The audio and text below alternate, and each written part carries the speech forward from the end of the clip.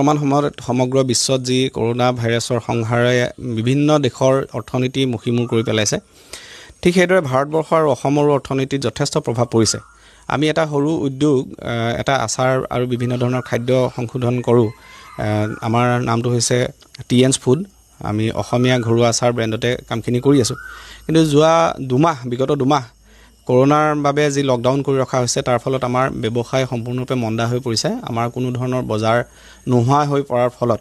আমাৰ ব্যক্তিগত আমি দুটা পৰিয়াল ইয়াৰ লগত জড়িত হোৱাৰ লগতে আমাৰ কৰ্মচাৰী হিচাপে বহু ব্যক্তি জড়িত হৈ আছিলে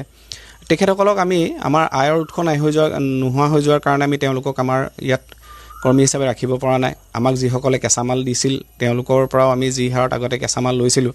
তেওঁলোকৰ পৰা কেঁচামাল আমি সংগ্ৰহ কৰিব পৰা নাই গতিকে এই দিশত অৰ্থনৈতিক ক্ষতি বহুত মানুহৰে হৈছে বা আমাৰ বহুতৰে হৈছে আৰু আমাৰ নিচিনা ক্ষুদ্ৰ যিমানবিলাক উদ্যোগ আছিলে প্ৰায়